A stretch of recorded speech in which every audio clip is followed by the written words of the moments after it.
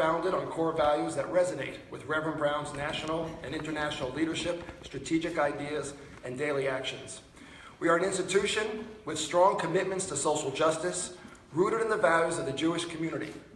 In granting this honor to Reverend Brown, we not only recognize a great citizen whose vision and courage transform cities, but also express solidarity with people and communities that share a commitment to social justice and to supporting each other. It is needed now more than ever. And I don't think it breaks confidentiality to read you a line from the nomination of Reverend Brown for this award. And I quote, "The road to leadership is often paved with many rocks, boulders, and raging streams. At times, leadership is not as much born of desire as it is born of necessity. Until the actions of a few courageous individuals, not much will change." Reverend Brown is one of those courageous individuals making change in our world today and inspiring the next generation of leaders to continue the movement. I'm so proud to honor Reverend Brown with the Richman Award. I'd like now to call up Professor John Chilingerian of the Heller School to introduce Reverend Brown.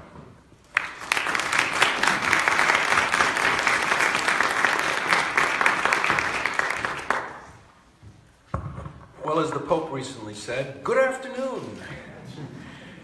So the talk was filmed in March 2015, and TED.com featured Reverend Jeffrey L. Brown's story about a social experiment piloted here in Boston. This was an 18-minute talk, ultimately viewed by over 1 million people.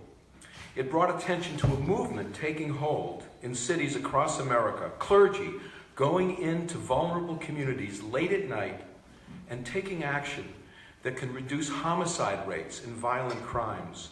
Reverend Brown, co-founder of the Boston 10-Point Coalition, is one of the community members and community leaders who masterminded the so-called Boston Miracle in the 1990s. The youth homicide rate was a high of nearly 100 deaths a year, and it went from 100 down to 0. Youth homicides went to 0 between 1995 and 1998. His talk revealed a new theory and a model of social responsibility with new roles for youth, for police, for courts, for communities, and for cities who want to advance social justice for people of color. Over the last 18 years, he's brought his knowledge, his innovative ideas, and his personal experiences to American communities living in fear of violent crimes and youth homicides. His principles, teachings, and leadership have inspired communities to adopt a mission that ensures the right of every young person to live in an urban community without violence and to make peace and coexistence the primary responsibility of the clergy and the community. It is an honor and a privilege for me to introduce Reverend Jeffrey Lamont Brown as our 2017 Richman Distinguished Fellow in Public Life. He's a minister, I won't say what year you were born, but in Anchorage, Alaska, and living in Dorchester, Massachusetts with his wife and 3 children. He pastored at Union Baptist Church for 22 years, and today he continues his ministry in the 12th Baptist Church in Roxbury. I am proud to introduce Reverend Brown, not because of his pastoring, not because he has one of the most watched TED Talks online today. I admire and respect his heroic leadership, and I believe he's one of the most important leaders in America because of his lifelong perseverance in taking on the seemingly impossible task of stopping youth homicides and stopping violent crimes in American cities. He devoted most of his adult life to saving children's lives and helping communities all over the world, and he's taking this internationally as well.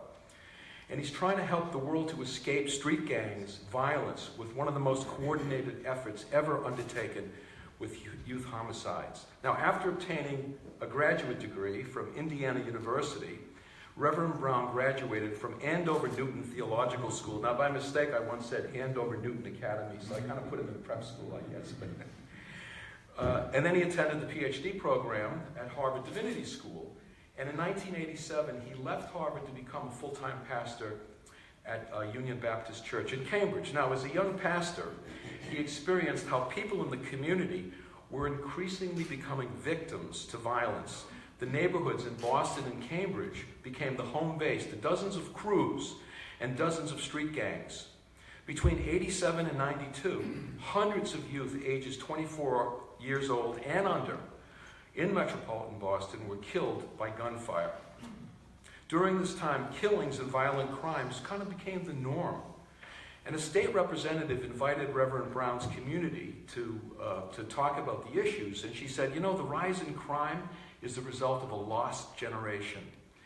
Reverend Brown refused to believe that any community could survive without an entire generation. He became deeply committed to changing people's minds about youth. He saw the preaching and evangelizing alone couldn't fix the problem.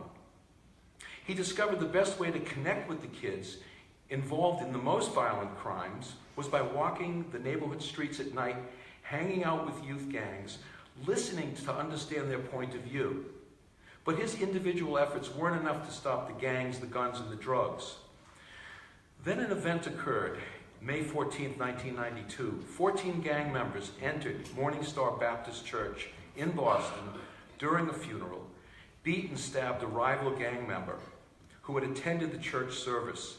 After that incident, Reverend Brown joined forces with Reverend Gene Rivers, Reverend Ray Hammond, and others, and together they walked the streets of Boston, listened to the youth, and took steps to connect the community and law enforcement. After weeks of dialogue, he formulated 10 ideas, but the ideas, you know, you always find the problems buried inside the community from the people that have these problems, and took those ideas from the kids. They organized those ideas into a very mission-driven organization called the Boston 10-Point Coalition, connecting the clergy's Black, Hispanic, minority, and intercity youth. He became the executive chair, eventually the chair of the board of directors. And the vision, what it did was it created what we call a collaborative commons. And this idea was to take this collaborative commons and to adapt it to different situations and cities throughout the United States. Together, they developed a new methodology for focusing attention, taking action by listening, building relationships, building trust with the youth in the streets, and building bridges among key law enforcement and government groups. Reverend Brown said many times the ideas would come from the gangs and the kids, not from the police, not from the politicians, and not from the clergy. The presence, and the idea of this sort of simple presence by entering these most violent neighborhoods, building relationships with the youth, listening to their ideas, sounds simple, and yet it was the most innovative part of this new strategy. The strategy brought the homicide rate in Boston to a 38-year low by 1999. According to the New York Times, between 97 and 2000, there was only one youth homicide. The New York Times coined this the Boston Miracle. I suppose because the pastors were involved. Reverend Brown has been recognized by political leaders such as Bill Clinton, President Bill Clinton, Senator Elizabeth Warren, local journalists, and academics as a strong, pragmatic, forward-thinking leader whose work has resulted in substantial reduction in youth violence. Throughout this period, Reverend Brown was a full-time pastor in Cambridge and became the most significant clergyman engaged in gang truce talks. In 2009, he stepped down from Union Baptist Church to become full-time director of the 10-Point Coalition. From 2009 to 2013, the Boston 10-Point Coalition again got very involved in gang truce talks and ceasefires and creating what they called the Season of Peace. In 2013, he left the 10-Point Coalition to begin working with leaders in 19 other cities, and that year, he founded and became president of RECAP, rebuilding every community around the notion of peace. This is a national organization that helps neighborhoods to align all of the stakeholders in faith-based community, government, law enforcement, and to reduce gang violence. He's continuing to teach and train people throughout the United States to make stakeholder alignment a movement. And as he teaches us, quote unquote, he says, the solution is not more cops, it's mining the assets that are buried deep in the neighborhoods and in the communities.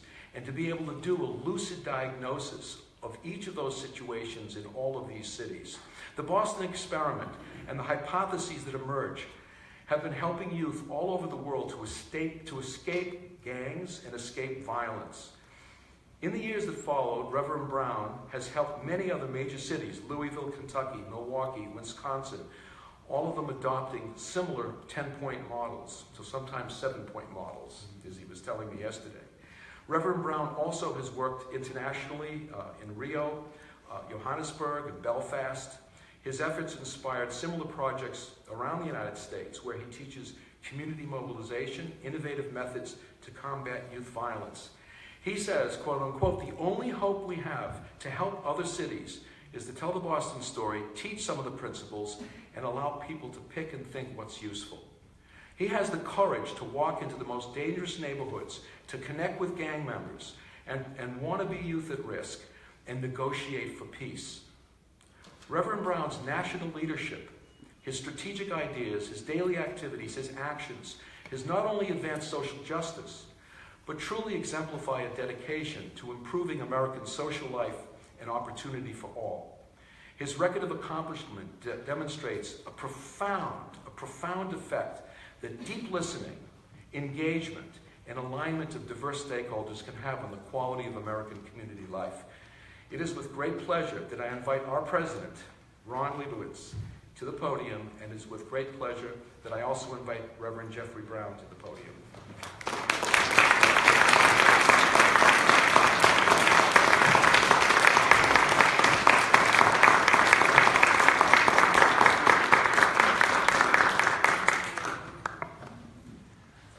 Reverend Brown, Brandeis University is honored to present this certificate to you as the 2016-17 Fred and Rita Richman Distinguished Fellow in Public Life.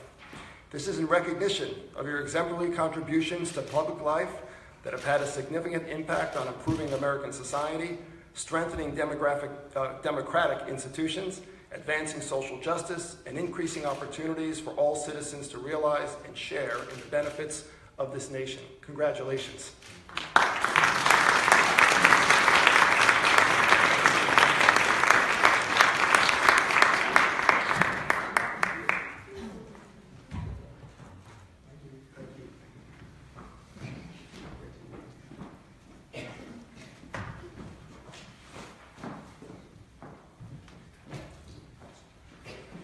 Good afternoon, everyone.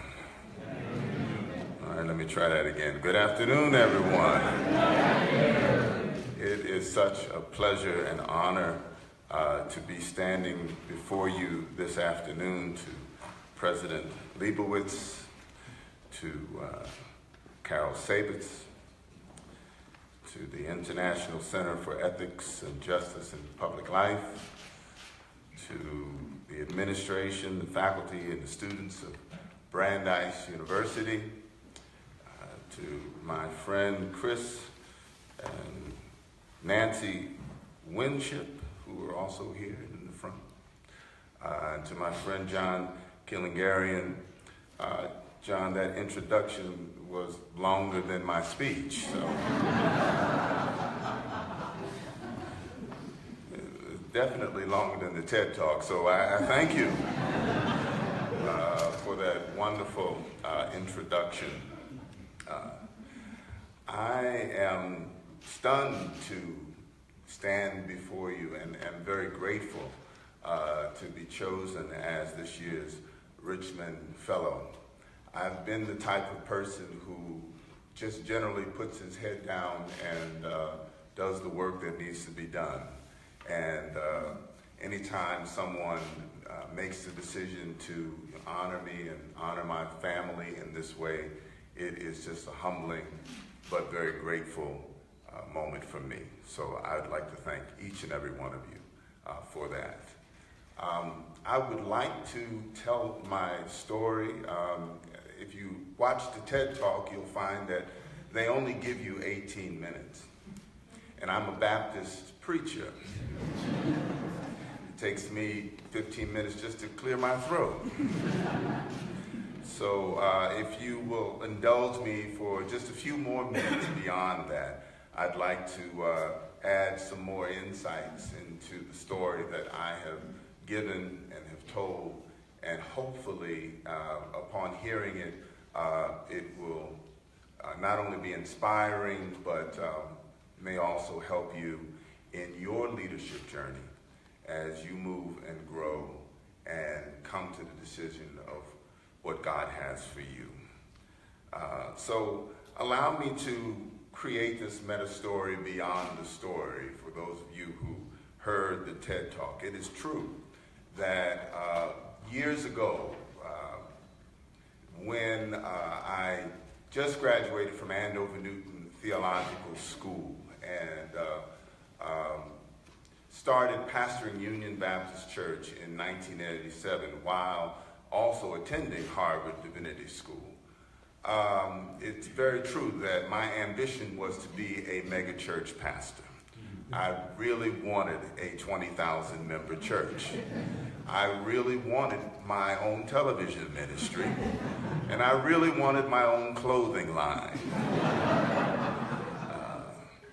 I'd even be your long distance carrier if you let me, but after about a year of pastoring, my membership went up about 20 members. So you know that megachurchdom was way down the road.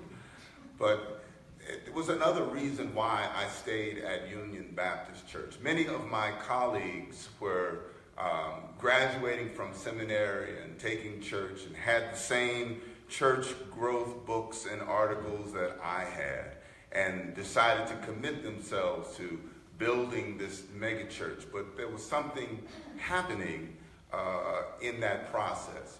Many of them left the inner cities and found land in suburban hamlets or rural enclaves and built their great cathedrals and drew their memberships to those areas away from the city, where I saw the social and economic structures crumbling before my eyes.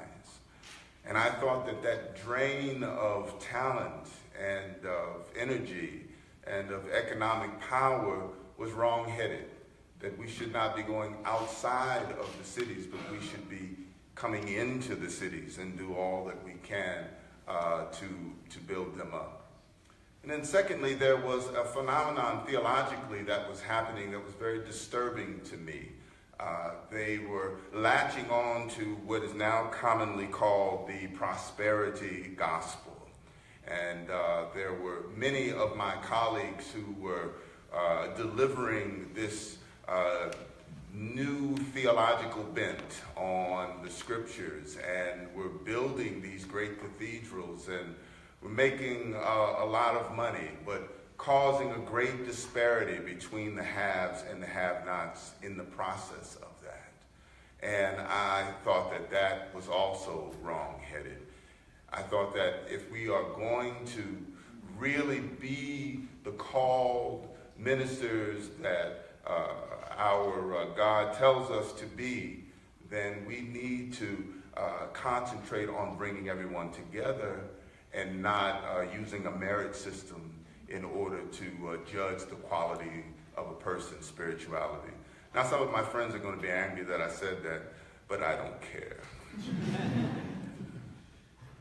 As I was pastoring, it's true, I saw that there was this phenomenon happening in the community of homicides that were occurring, and they were occurring all across the Boston area. In 1990, there was this high of 152 homicides and 1,100 gun shootings. And at that point, violence was not just a phenomenon that was occurring among gang members, but there were people who were getting shot who had absolutely nothing to do with the violence that was occurring in the city. So people were getting shot going to buy a pack of cigarettes at a convenience store. Folks were getting shot just sitting at a bus stop waiting for a bus. Or there were young people who were getting shot in the parks because there was gang activity on the other side of the park. And remember, bullets don't have names on them, and so some of them would get hit very tragically. And I realized that something needed to be done about that. And as I looked at my resources, I thought my limitations were the resources that I had before me. And so I preached, to this congregation in the community decrying the violence, and I started building programs within my church in order to attract at-risk youth to the church. And I thought that if all of the churches did that, we would somehow stave off the worst of the violence that was happening. Unfortunately, that didn't work. And even though we tried harder to do that, it just didn't seem like it was making a dent at all. That preaching and building programs alone was not cutting the mark. And I tried to be innovative. And yes, it's true, I tried to preach a rap sermon. And yes, it did not work. I remember the young man who came up to me afterwards. In those days, I used to stand in the back and greet folks as they left the church, and he waited until everybody was gone. And he looked at me and said, "Rap sermon, huh, Rev?" And I said, "Yeah, what you think about that?" And he said, "Don't do that again." But during that time, I was searching all of the literature and reading the newspapers and watching on television, looking for innovative programming, trying to employ some of the programming. We started midnight basketball in the Cambridge area and looked at some of these other best practices that were occurring, but nothing seemed to be making a dent to the violence. And it's true, someone came to our community touting a solution to the violence, and she stood in the hall of the housing project that was down the street from my church and looked us in the face and said to us, "This generation that is experiencing the scourge of violence is a part of a lost generation, and it is our task to take our time, talent, and resources and concentrate them on the generation coming up." And I left that meeting stunned. And two questions came to my mind. First, how does a generation survive? How does a community survive minus a generation? And then secondly, if we take our time and talent and resources and concentrate them on a generation coming up, very likely they are the children of the generation that we've just thrown out. And so I realized that wasn't the answer. But the question for me was, what is the answer? And then something happened that changed everything for me. It was in January of 1990.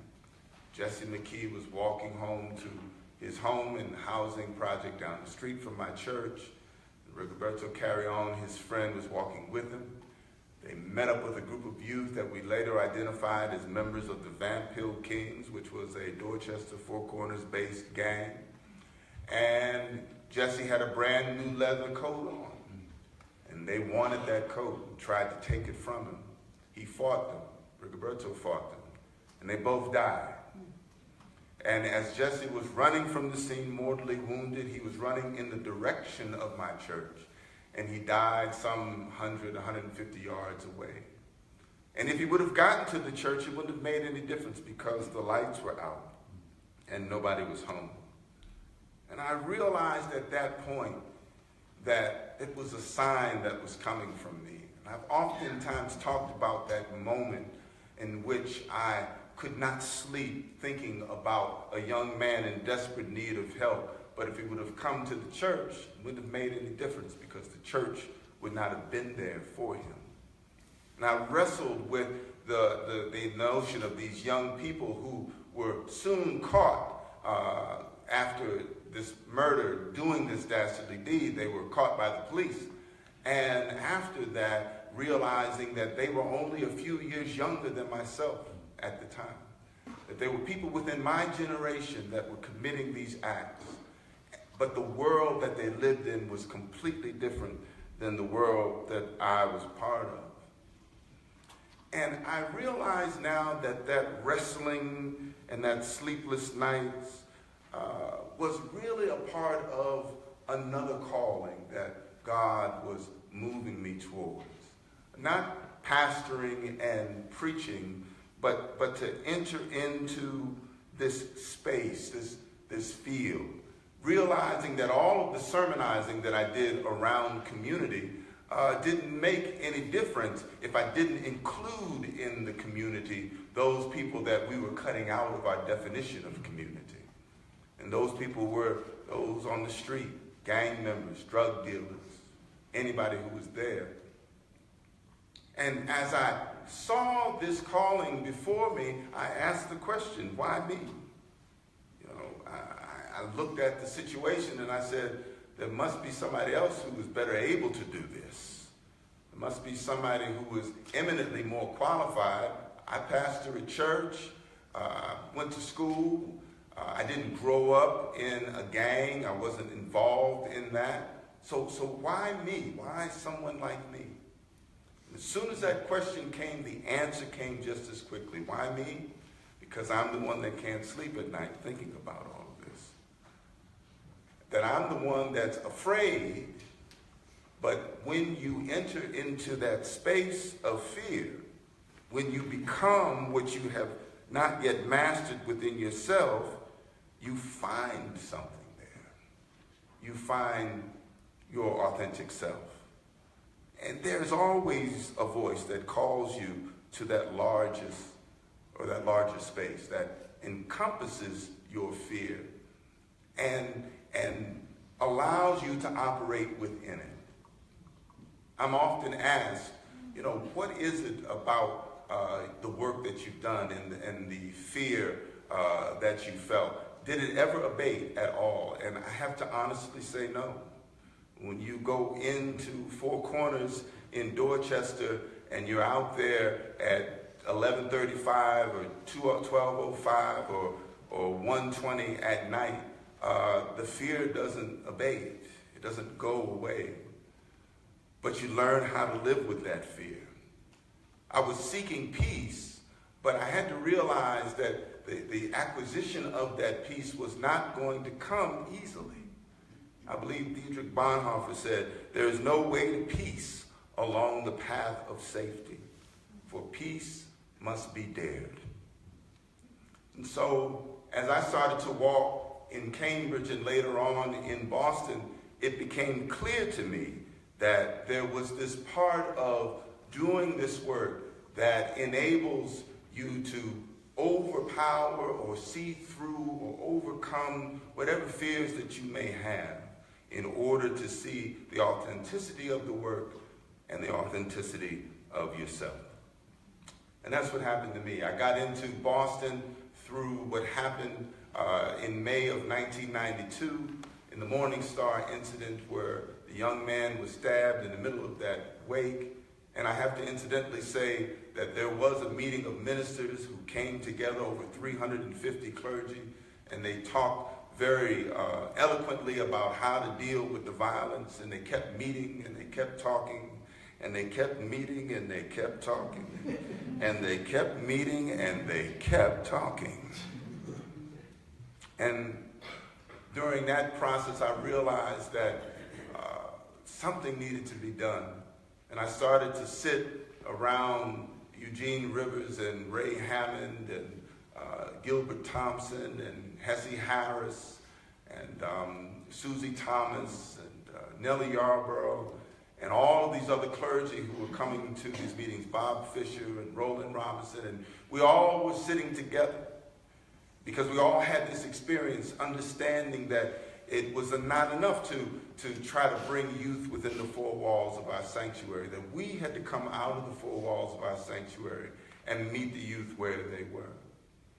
And so we started to walk collectively in the Four Corners area of Dorchester on Friday nights, on Saturday nights, or any time there was a crisis that occurred. And as we walked, we decided to listen and not preach. And it was something that I learned about that piece. First of all, that it was incredibly hard for Baptist preachers to listen and not preach. But then secondly, I learned that there is a fear of listening that forces a person to stay within their own comfort zone. And once you're able to live with that fear and step out step out on faith, if you will, you can consider possibilities that you hadn't even imagined. And it begins to force change. Listening also forces you to look inside yourself and to see the blind spots that you may have.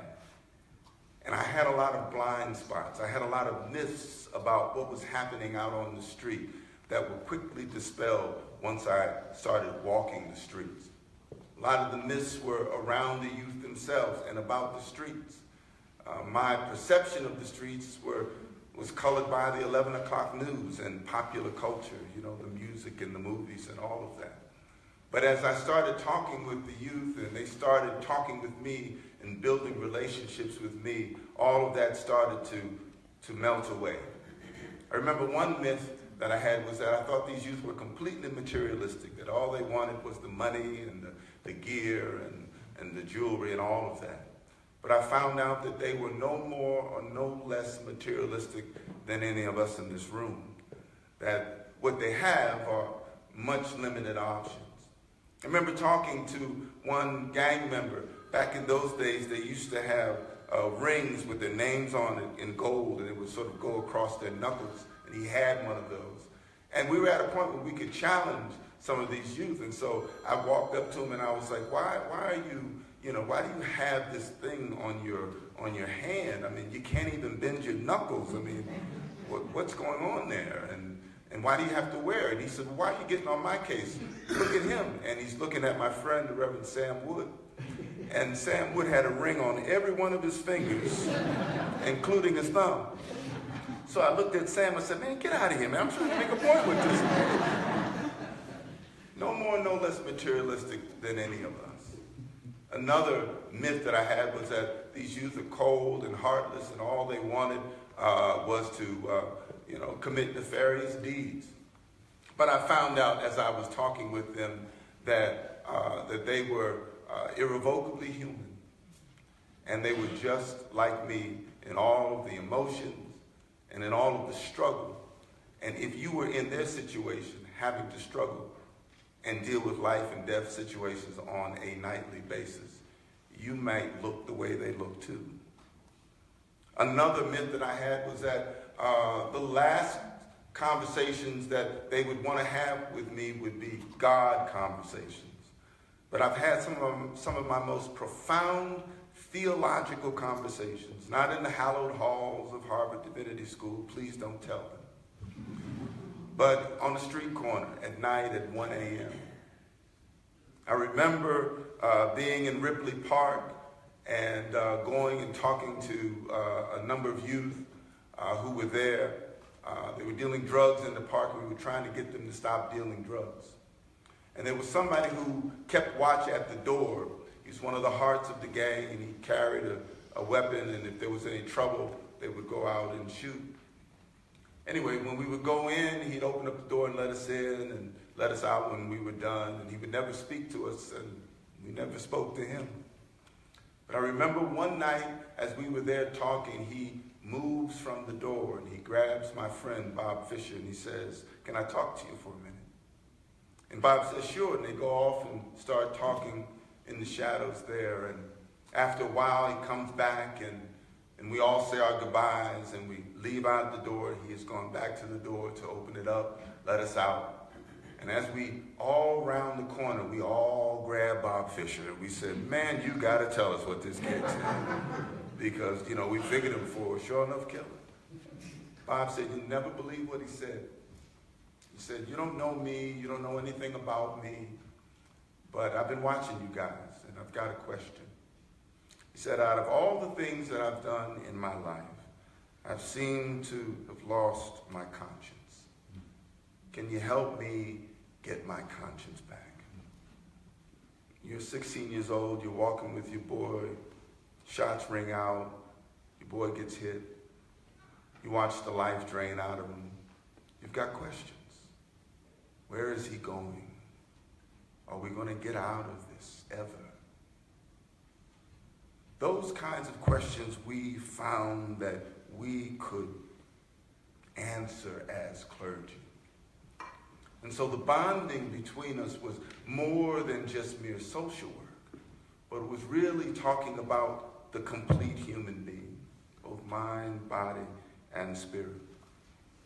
And I stopped looking at the youth as the problem to be solved. I started looking at them for who they are, who are human beings engaged in a struggle and are in need of people to help them through the situation. As I was doing this work, it was very clear to me that I was still looking at the streets as being different from my own neighborhood. And I have to tell you that the final myth for me was a frightening truth. And the truth was that the streets and I were one, and they had always been. You see, I thought the world of the streets and the world of the church were separate, but they weren't. A colleague of mine, Reverend Rockland Clark, once said to me that the code of the streets is like the Hebrew Bible and our world is like the New Testament. I'm in Brandeis, so I said Hebrew Bible, you know. That can preach, but it's a false dichotomy. Another minister in Boston with whom I have great admiration, the Reverend Bruce Wall, led campaigns during that time to take back the streets. As I started to build relationships with youth, I started to realize the terrible truth. And that was the streets were never taken from us in the first place. That we had abandoned those streets. And we had allowed what was happening in the streets to emerge and crash into our quote-unquote worlds. I remember a woman coming up to me after giving this particular talk, and she started to chide me. She said, "It's a shame that you abandoned those streets." And I looked her in the eye and says, "Well, you did too." She said, "I never lived in that part of the city." And I said, "That's exactly my point." Her thinking was that the people in that community ought to take care of their own problems. And if we throw enough police there, we can contain the problem within those neighborhoods, as if the responsibilities for those neighborhoods rest solely upon those who live in the neighborhoods. But the Reverend Dr. Martin Luther King so eloquently said almost 50 years ago that we are all tied together in a singular garment of destiny. So that means the concerns of Roxbury ought to be the concerns of South Boston, ought to be the concerns of West Roxbury, ought to be the concerns of Hyde Park, ought to be the concerns of downtown Boston, and vice versa. And that's how we actually build community in these days. People will talk about the alliances that we had with the police and with social service agencies, and they all did not come easy, but they have a common thread, and that is they came from the grassroots. I didn't have meetings with the police commissioner and the command staff and the district captains in order to work with the police. But as we were walking the streets, we found out that the youth weren't the only people that were watching us. But there were these gang unit officers that would drive past us in those unmarked Crown Victoria cars that everybody knows who they are anyway. And they had the benefit of calling and talking to us and saying to us, "What are you all doing? We saw you on Algonquin Street at 1 a.m. What's that all about?" And we started to tell them about what we were trying to do. And there were some officers who were really committed to doing community policing. And they wanted it to be something more meaningful than just going to community meetings and hearing complaints, about the trash on the streets or the street lamp that was broken. And so they saw within us a group of leaders that understood what they had to deal with on a nightly basis. But what they saw, what we saw in them were police officers who were committed to a kind of community policing and would listen to clergy as we would look around and see the youth in our community and become more targeted within their community policing. As I was continuing to do this work, it was very clear that the application of that understanding and the building of relationships really translated across all the sectors. So we started working with probation officers in the same way. We started working with judges in the same way. We started to work with community and city agencies in the same way. And I think part of the reason was because we were community leaders. We were part of an institution in the community that was a positive institution, that helped to open the door for an openness and understanding about a collaborative method. That it wasn't enough for people to work in their own silos and hope that, against hope that things would work out. But people needed to cross lines and get out of silos and come together and check their egos at the door and realize that the whole was greater than the sum of its parts. And as the violence started to go down, there was a wonderful statistic that came forth out of it, which was the fact that as the violence went down, the youth homicides went down, and there was this 29-month period of 0 juvenile homicides. And they called that the Boston Miracle, but the real miracle was folks getting out of the blame game on the adult side and being able to come together and do business differently, as my friend Mark Scott would say. I remember a story of a phone call that I received from the police commissioner, and he said, you know, what's going on with your clergy? They're working with my police captains, and they're developing programs within the districts for youth, and you're turning police officers into social workers. You know, I said, you think that's bad? There are clergy walking around here like they're police officers. But it was the point that people saw that we needed to do business differently, and they were unafraid to do so. When they say Boston Miracle, they usually refer to the clergy, but the miracle wasn't a series of solo acts. It was a choir. It was a large and magnificent choir throughout the city of Boston. And there were people that you know, but there were so many unsung heroes in that effort. We can talk about the police officers like Mike Hennessy and Gary French and Kenny Israel and Dave Singletary and Neva Grice and Jack Danilecki and dozens upon other officers that we work with around the community policing initiative. But there are people like Robert Lewis, not the Robert Lewis that everyone knows, who was once vice president of the Boston Foundation and head of the street workers in the 90s, but there's also another Robert Lewis who came from Bromley Heath, who ran basketball programs for the youth in Heath Street and tried to keep them out of violence.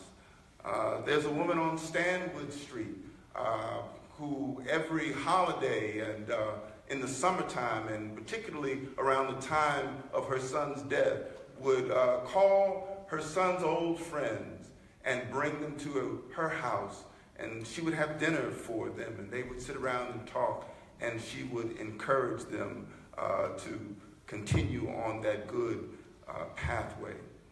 There are folks like Cindy Diggs that started the Peace Games in the 90s, the street worker program, who also had their basketball league during that day.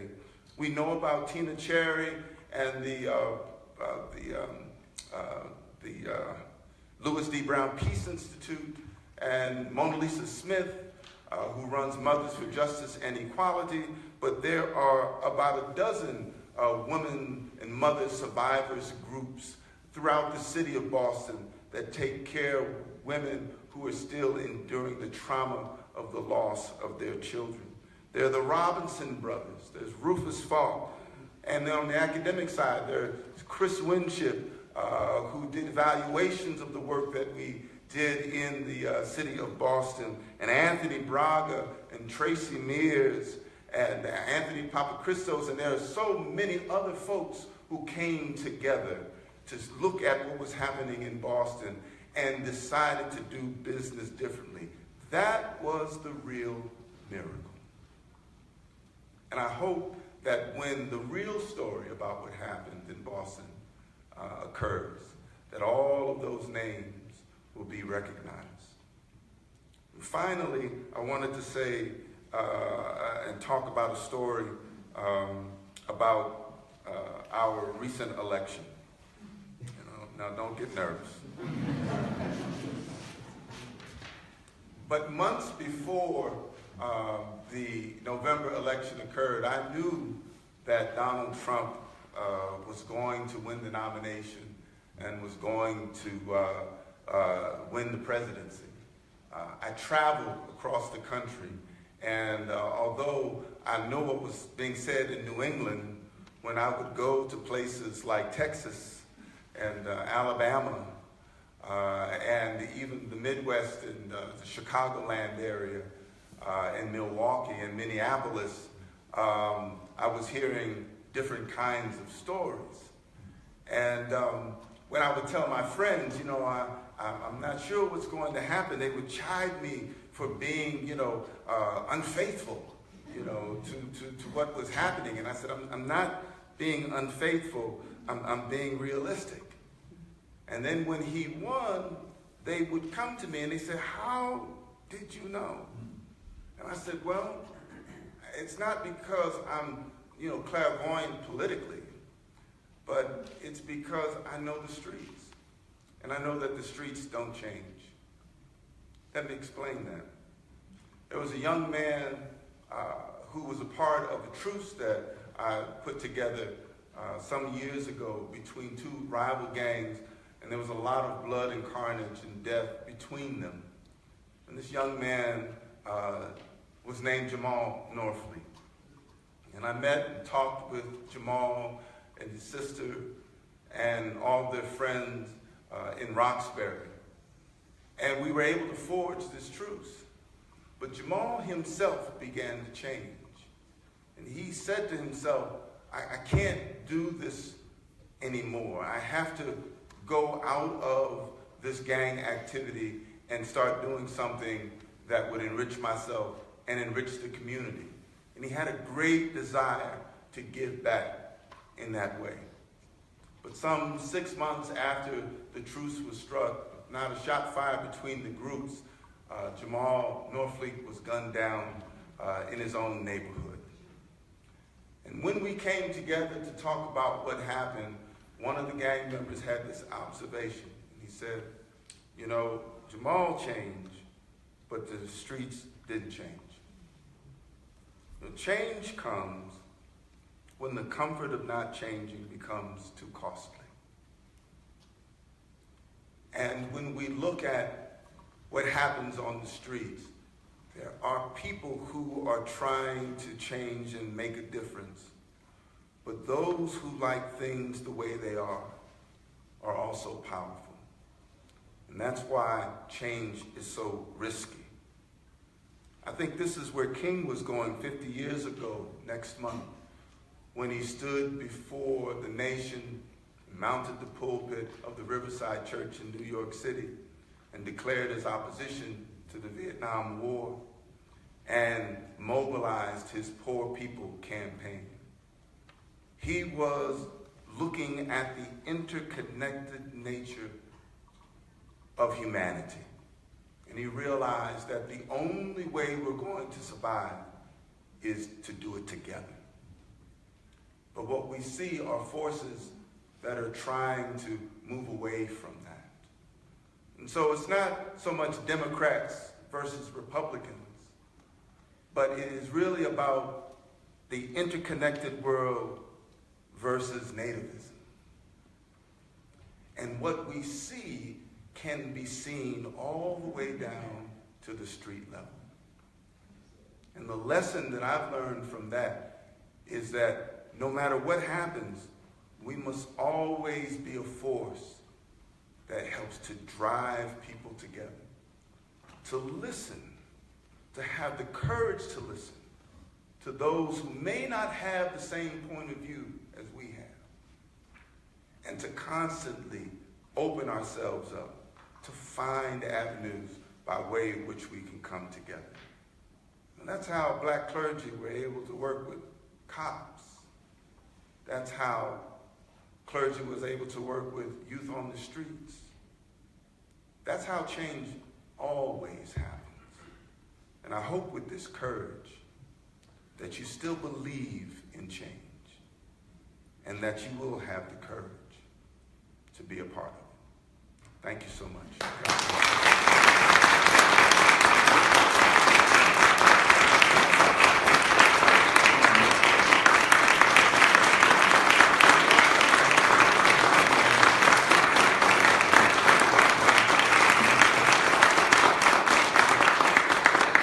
Okay, I'll take up my offering now. So we're going to have a question and answer session, and Reverend Brown and I will sit up here, and I'm going to take the liberty of the first question. You've basically argued that the clergy and communities of faith should have an integral role in reduction of violence. And what is it that you think they can do? What do you think they can accomplish? Yeah. Well, originally it was because I looked at the institutions within our community, and churches are among the positive, growing institutions within the community. And it's important to see that and to look at it as a resource. I also believe that those who get involved from the communities of faith have a motivation to see change and to improve communities that go beyond money. And they have a motivation that really is, spiritual in nature. And so it's that inner movement that motivates them to engage in this work. And so when the money runs out, that motivation still remains. See. Now, professionals, in many ways, have to contend with the institutions, and in some ways are compromised by the institutions to legitimize what they do. Do you think that the clergy have something else, this power of the collar, and how does that play out in this role that you lay out? Well, let me say on the outset that clergy are susceptible to all of the temptations as everybody else, and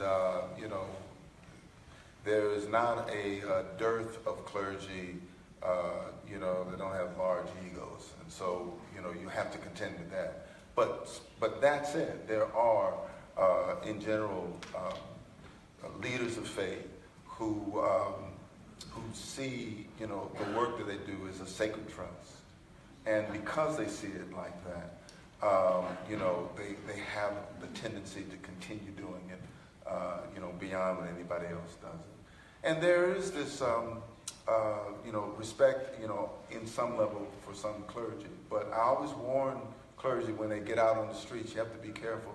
This is not a triumphalist kind of evangelism where you go and say, I've got this wonderful thing. Because the reputation of the church at the street level leaves much to be desired. And so there needs to be a large dose of humility and more like a recovery, of reputation rather than a triumphalist, attitude. Very good. Well, open up for questions. Anyone? Yes. This may not be a fair question. You asked me to grab the mic over here so that Oh, yeah, sorry. Would you mind? Yes. I'm so sorry. there's a mic. Yeah. You're our benefactor, but we're going to make you work, right? So, it may not be a fair question, but I wonder how you generalize from the experience in Boston and apply it to a city like Chicago. I mean, we've heard through the campaign, you mentioned the campaign, we kept hearing about the murder rate in Chicago. Sure. How would you apply the model that you developed here that's been so wonderfully successful to a much larger city where the violence just seems 100-fold rampant from what it is here? Yeah. I think what happened in Boston, in Chicago, is a combination of things. They certainly have programs in the city that do some amazing work, and there's some amazing clergy, for example, in Chicago that are on the ground and doing some great work. Tenny Gross, who used to run the Nonviolence Institute in Providence, Rhode Island, is now in Chicago. You have Father Michael Flager in Chicago. There's just so many folks. You have Gary Slutkin and with his Cure Violence model. But what's interesting also is that, you know, politics also plays hard in Chicago. And so there was an effort, you know, just a short few years ago to really minimize those community groups and organizations that were committed to engaging at the street level. And so one could actually chart the exponential rise in violence in Chicago from the cutting of those programs. Gary Slutkin talks about that so eloquently, you know, with his Cure Violence model, but it's happened with other organizations as well. And so, although they talk about how the cops, you know, stopped doing arrests, for me it was really the lack of folks out on the street, you know, doing the real work that has caused that violence. Great. So please come up to the microphone. Sorry. You can pass the mic around. How about Ted? Ladies first. Good afternoon, Reverend Brown. Nice to see you again. Good to see you too.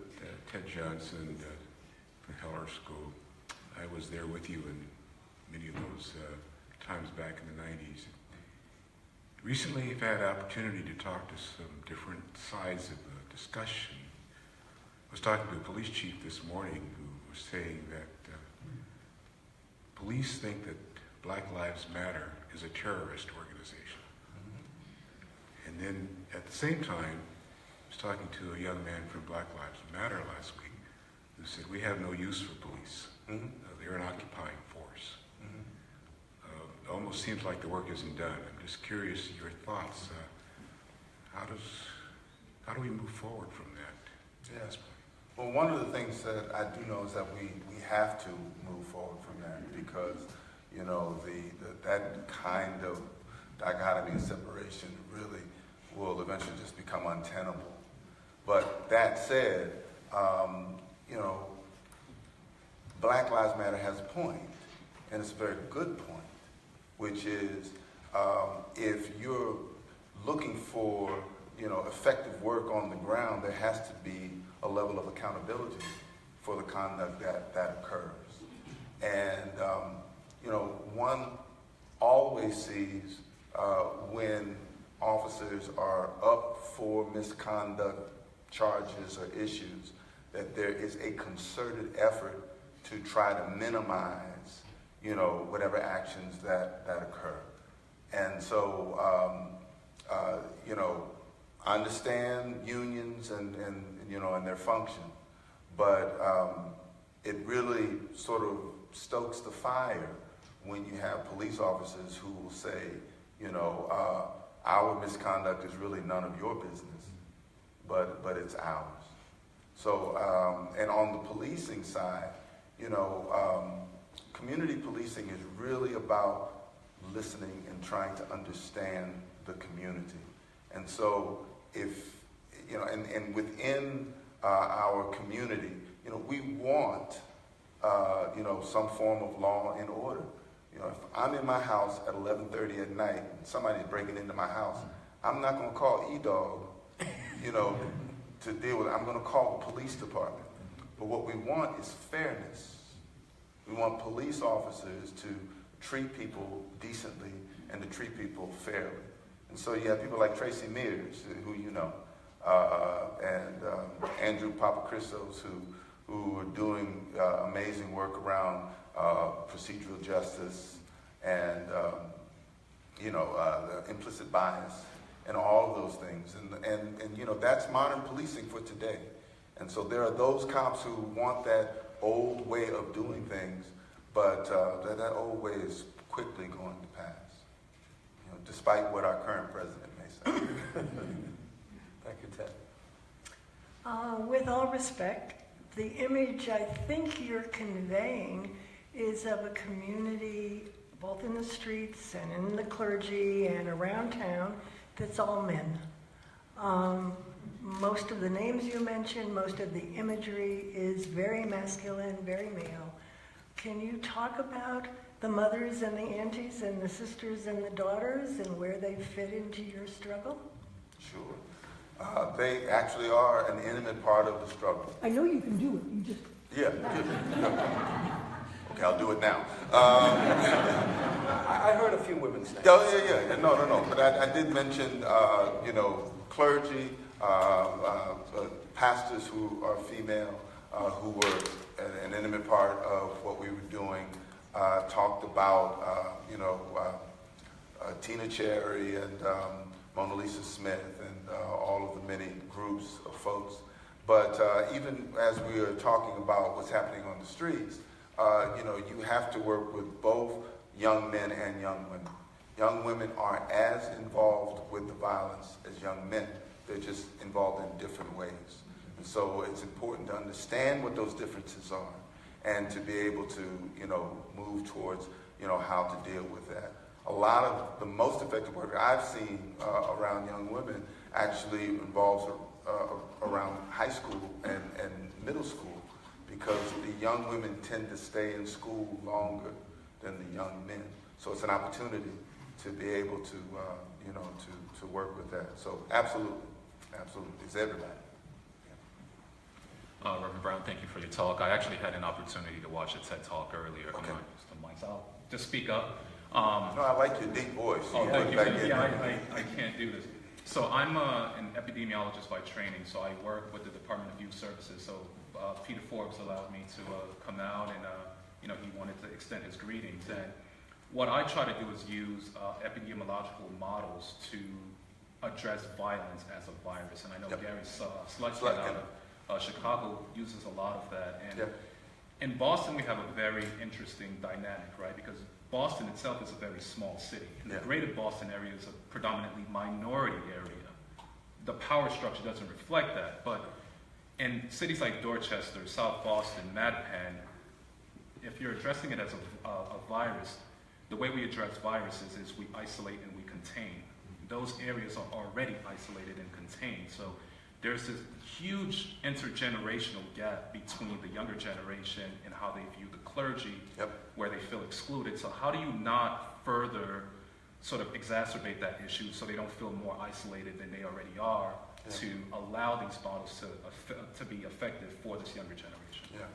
The huge gap that is between clergy and young people today is really justified by the lack of outreach that has occurred from the clergy, and in some of the ways in which they have treated young people, and some of the, I hate to say it like this, but old style theological understandings of life and whatnot. So that isolates, the older clergy. But there are scores of younger clergy who are part of that generation who have a very different view and a very different understanding of what's happening. I work with a lot of the younger clergy across the nation who are part of the movement for Black Lives, and I serve as a mentor and offer advice. And it's incumbent upon people like me who are a little older to really cultivate those relationships and to do all you can. The work that I've done is connected to the work of the movement of Black Lives. It's the lack of trust in the police department that is also a major contributor of what we see, happening within the community. I know the public health model well and understand it. Just like the models that I've been touting and training, they don't always work everywhere. I don't think the public model also, works everywhere. I think in Boston, though, there are some other larger issues that we have yet to address. I know that the mayor has begun this process of dealing with the race issue within the community. That actually needs to happen because it's still a very real reality, in the city of Boston. So some of that isolation that you were talking about, sort of gets reinforced. And you have those folks, they always talk about busing as a milestone. That occurred, before you and I time, right? Not as old as you think I am, right? but you have, I've pastored, in the area, and there are people who are still alive, who were kids, in those buses as the rocks were getting thrown at them, and they were hearing all the epithets and all that kind of stuff. And it's hard to get that, out of your head when nobody really has said anything, about, any real remorse, around that particular issue.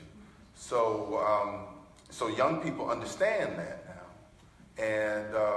and they are reacting to that, and it's incumbent upon clergy to get with the program and start moving in that direction, which means, looking at themselves theologically and, saying, what kind of progressions do we need to make theologically in order to make that happen?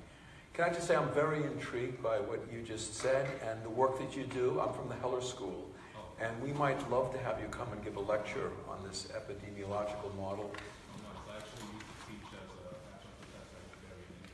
Okay, so give me your card before you leave. And that's a shameless plug, isn't it? There you go. Sorry.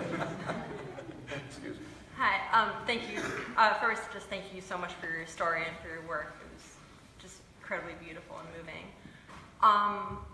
You talked a bit about the political current events near the end, and I was just wondering, from my personal experience and from stories that I've heard, it's one thing to have the courage to listen, but how do we help others have the courage to listen? How do we get others to listen to us, to our stories, to get them to understand where we're coming from? Yeah, no, absolutely.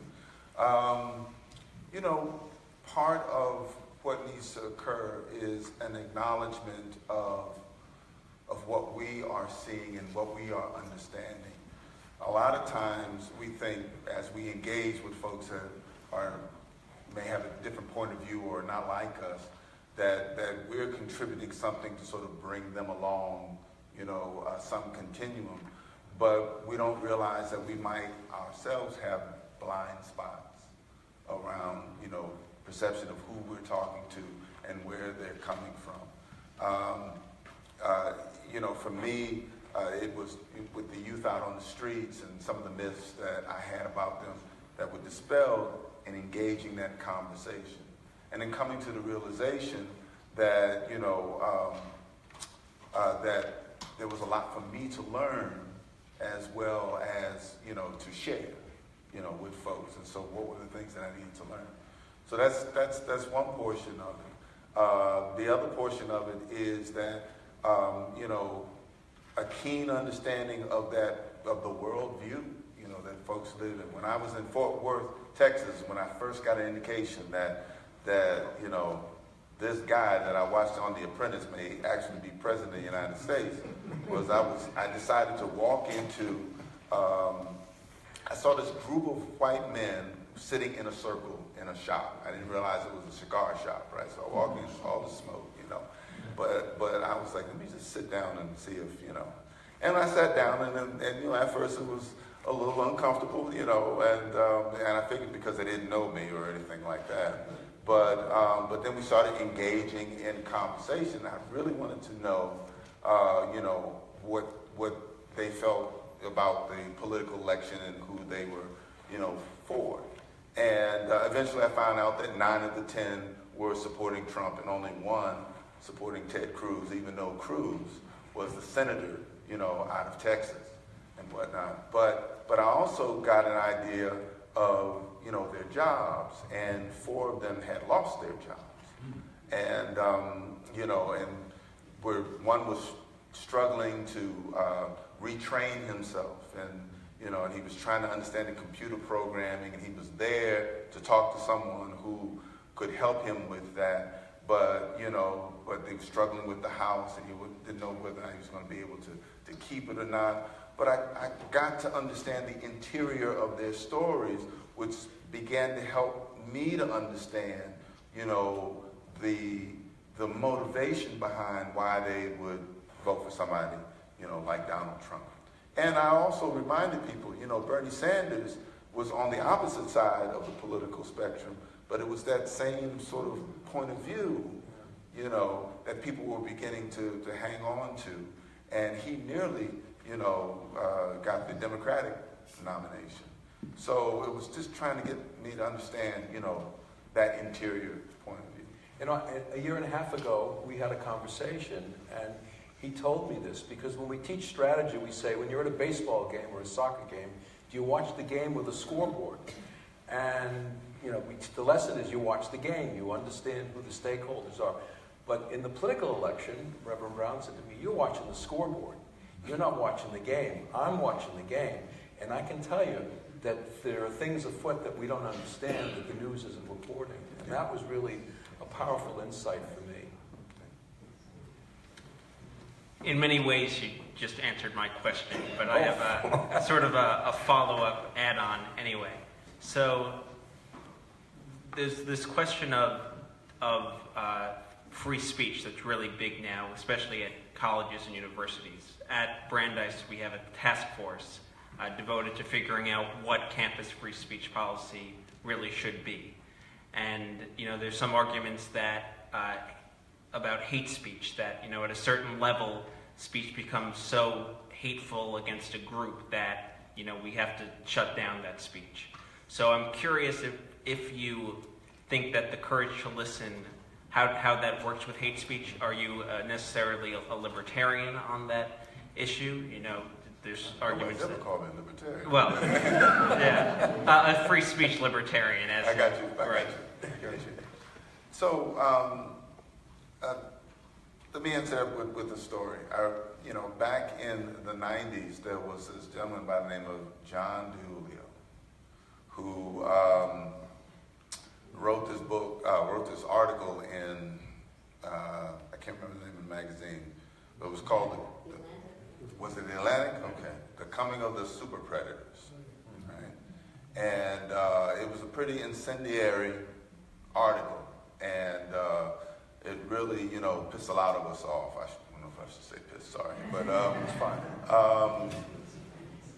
And of course, it's, you know, it came back also in the political realm. But I met John DiIulio because one of my colleagues reached out to him, you know, and I remember the first conversations I had with him, which weren't necessarily cordial, you know, when we were talking, but you know, the design behind that was to get him to open up his eyes about what he had written, and to get him to understand that you know, that there's so much more out there that he needed to consider and whatnot.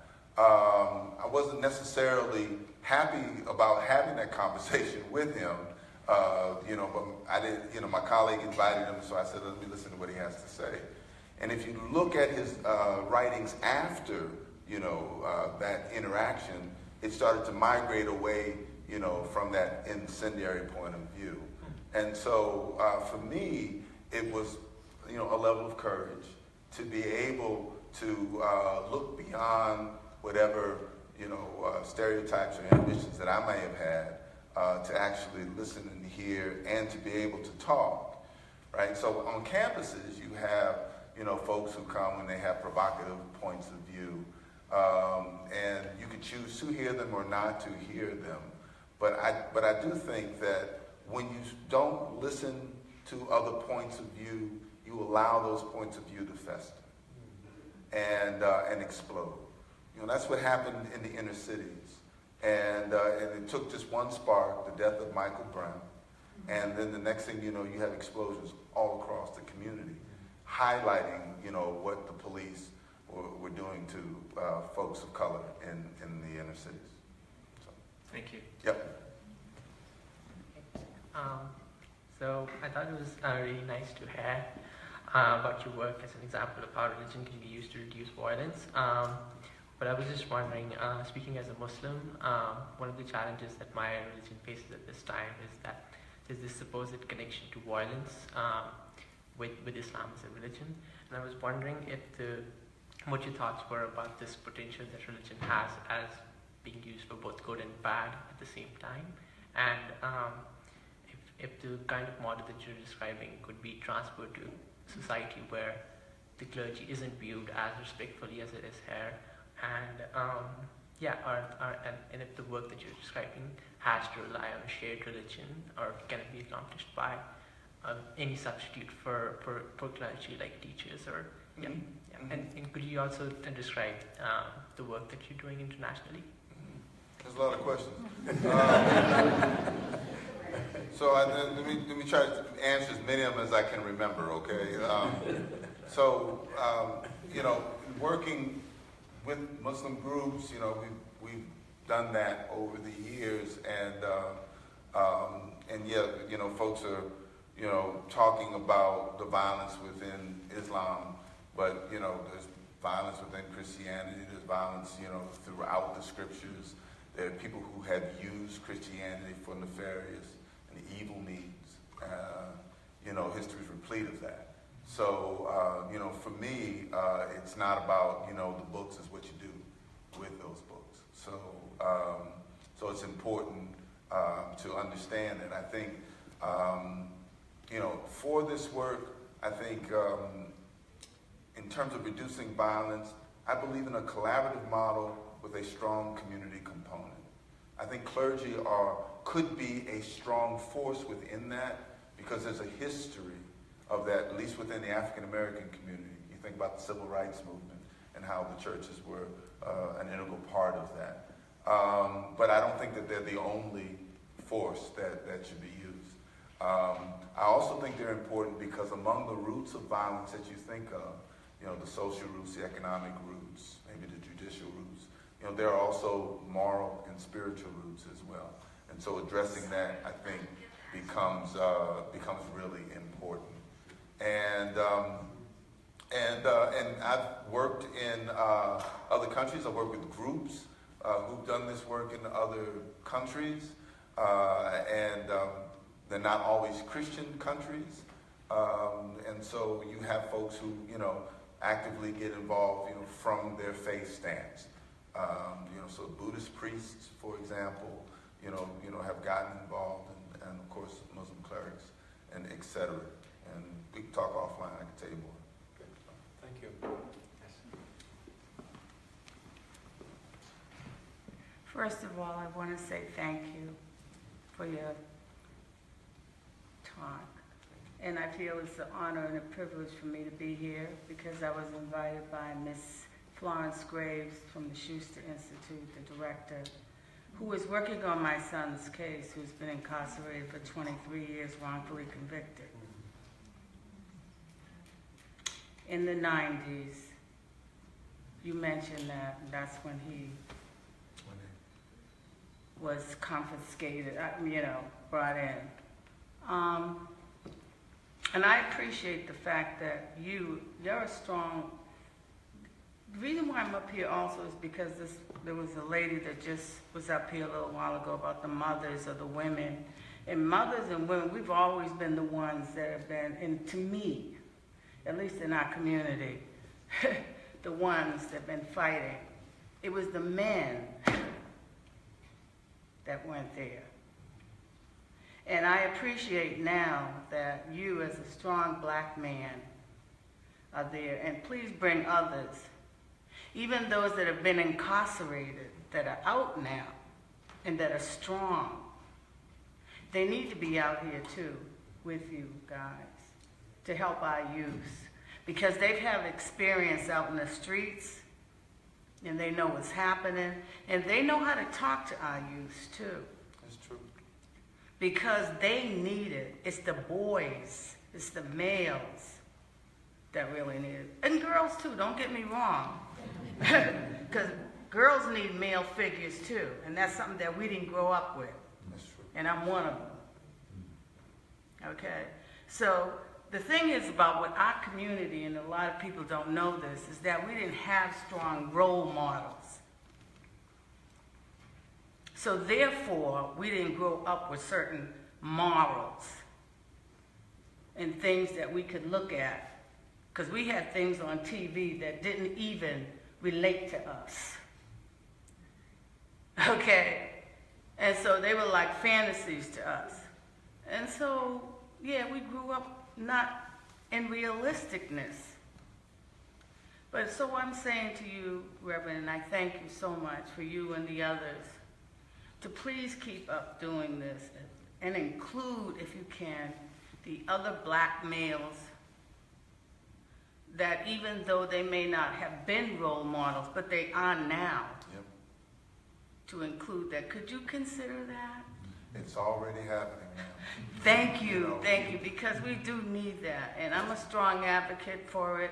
And I just want to say this, I would love very much if I could talk with you afterwards. Sure, absolutely. On a personal level. Sure.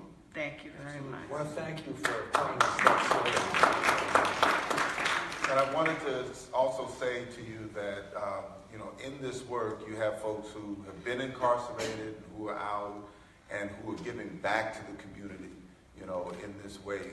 And it's happening in droves. And although, you had a lot of folks who may have not had a lot of strong male role models, they had strong female role models, and you remind me of my mother who's tough as nails. She raised 3 bad boys. And, we turned out all right. Okay. Hi, yes. Thank you so much for your presentation. We have a lot of guest lectures here at the university, and often they don't really go into more personal self-exploration matters. So thanks a lot for that. It was very enlightening also seeing your self-questioning and your process through this whole time. And I have a question. So I'm from Germany/South Africa, and I'm studying here currently, and I'm really shocked by, when I go to Boston, the amount of graffiti that's been painted over, and also the silencing of black culture. And when you speak of the streets, I just get this image of how the streets have bred the culture that the US has and that the US is known for. Jazz and all these music genres, and a lot of the art was breeded and created on the streets, telling the stories of the people of the US. But I see a silencing of those stories and of those tales as well. And I was just in the MFA recently, and there was a tiny little African-American exhibit in the corner somewhere. And it was sad, quite frankly. And so I'd love to ask you, what do you think the role of art, of cultural heritage, and of this whole field, what does that have in your work, and how can we strengthen that? Yeah. I mean, there is a great wealth of African-American history within Boston, and a lot of it's known and a lot of it is not known. So, you have the Museum of Afro-American History that is downtown on the West End, Joy Street, at the African Meeting House, and some of the trails that occurred. But there's just so much more. John Coltrane, lived in Boston. And a lot of people don't know that. There is a museum of the African American artists that's in Roxbury, and a lot of people don't know, about that building. And there's just an extraordinary amount of art, of film, of painting and murals, not so much graffiti, although there is some great graffiti in Roxbury, if you go and right there in Dudley, or along Warren Street, with the mural of Nelson Mandela, for example. There's just, there is some stuff there, but it's almost like hidden treasure. And you're right, we need to do a better job citywide of highlighting that and making sure that everybody is aware of that, because it's just so rich. When we talk about, the Civil War and the abolition movement, the black abolitionists came, were living in Boston and in Cambridge at the time. David Walker's Appeal. David Walker was a Boston resident, died here in Boston, was mysteriously in 1831. And you know, there are just so many things that I could just talk about. But you know, but there are people who are talking about, you know, highlighting that more. But we also have to deal with those issues of differences within the city of Boston. They're still laid bare, you know, within communities, and people just take it for granted that that's how it should be, and it should never change. We got to figure out a way to break through those barriers.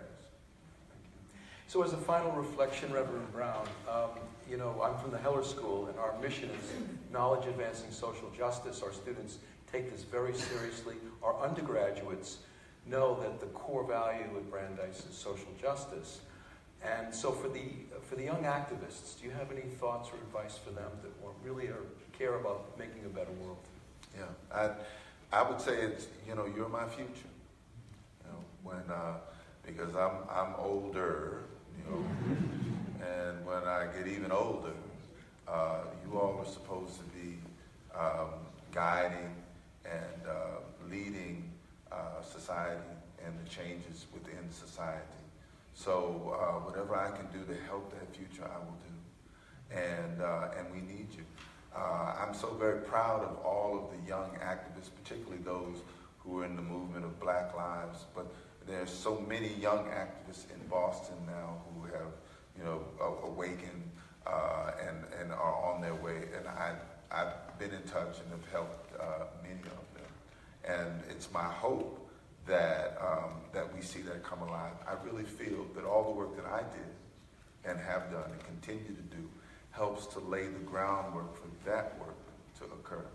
Because if we're going to live in a society where we can end the era of violence, we also have to fortify the sense and understanding of real justice and equity in our communities in order for that to never come back.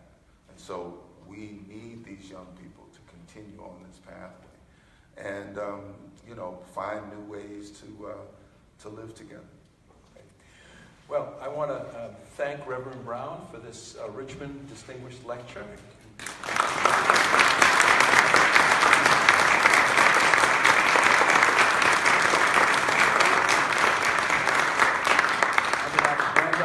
President Ron Liebowitz, Marcy McPhee, who organized all this. I want to thank all of you. This concludes this portion of our program. And I also want to say thank you to Marcy. Marcy, during this time, I don't know where she is. There she is. She's my Quaker bodyguard. She told me that last night. You know, so instead of carrying a piece, she just prays for me until the trouble leaves. Right? But I thank her so much for all the work that she's done to help me get around. Brandeis. Thank you. Thank you.